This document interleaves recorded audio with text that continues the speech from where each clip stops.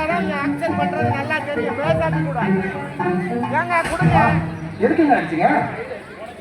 Polythene பேப்பர்ல சாப்பிடுறது, use பண்ற கப்ல டீ காபி குடிக்கிறது, பிளாஸ்டிக் பையில சூடான உணவுப் பொருட்களை வாங்கி பயன்படுத்தினா கேன்சர், குடல் சம்பந்தமான நோய், ஏன் நாளடைவுல உயிருக்கே ஆபத்தா முடியும்னு தெரிஞ்சு பயன்படுத்தலாமா? பணம் கிடைக்குதுன்னா யார பத்தியும் கவலைப்பட மாட்டீங்க, அப்படித்தானே? இதுதான் அடிச்சியா? ஆமா. இங்க இருக்கிற எல்லாருமே வெயில் மழைன்னு பார்க்காம, ராத்திரி பகல்னு பார்க்காம கஷ்டப்பட்டு உழைக்கிறாங்க. உழைச்ச காசுல தான் plastic cover, polythene paper, cup இதெல்லாம் பயன்படுத்தினா நோய் வரும்னு அவனுக்கு ஏற்கனவே தெரியும். ஆனா நாளை பின்ன நோய் வந்தா கூட அவன்தே செலவு பண்ண போறான்.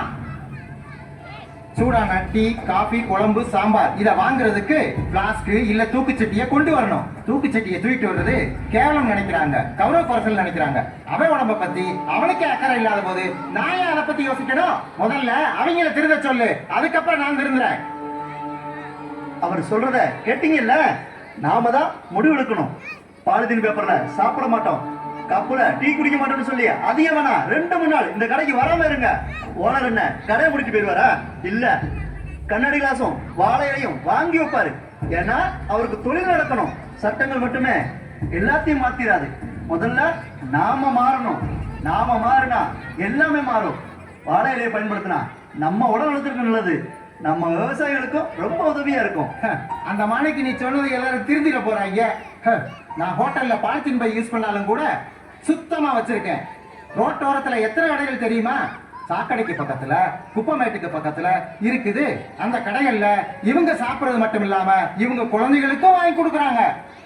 அவங்க உடல்நலத்தை பத்தி அவங்களுக்கே அக்கறை இல்லாதப்போ நான் ஏன் அதை பத்தி யோசிக்கணும்? இவங்க இப்படி இருந்தா தான் நாங்க பணம் சம்பாதிக்க முடியும்.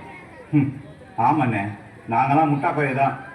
அதனால தான் எங்களை வச்சு எல்லாரும் சம்பாதிக்கிறீங்க. ஆனால் இனிமே வாழை இலை இருந்தால் மட்டும்தான் சாப்பிடுவோம். நாங்களே சம்பாதிச்சு நாங்களே நோயை வாங்கிக்கிறோம். இனிமேல் கண்ணாடி கிளாஸ்லையும் சில்லர் டம்ளரில் மட்டும்தான் சூடான காப்பியே குடிப்பேன். நீங்க எல்லாரும் மாறினா நாங்களும் மாறத்தான் போறோம். உங்களை நம்பித்தானே கடை வச்சிருக்கோம். நாம நினைச்சா எல்லாத்தையும் மாத்தலாம்.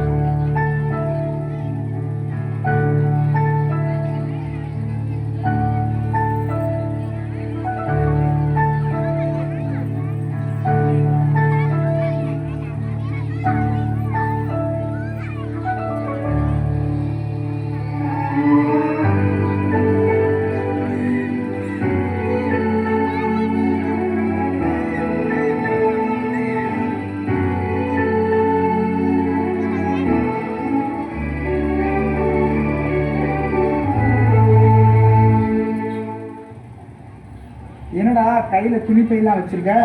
பிளாஸ்டிக்கை யூஸ் பண்ணக்கூடாதாமே, அதனால தான் இந்த துணிப்பையை கொடுத்துருக்காங்க. ஏன்னா பிளாஸ்டிக் பை யூஸ் பண்ணக்கூடாது? நாம தூக்கி போடுற பிளாஸ்டிக் பை 1000 வருஷம் ஆனாலும் வச்சு போவாது. அப்படி மக்காமல் மண்ணுக்குள்ள புதைந்து கிடக்கும் பிளாஸ்டிக் மழை நீரை பூமிக்குள்ள இறங்க விடாமல் தடுக்குது. அதனால நிலத்தடி நீரோட அளவும் வேற குறையுது, விவசாயமும் பாதிக்குது.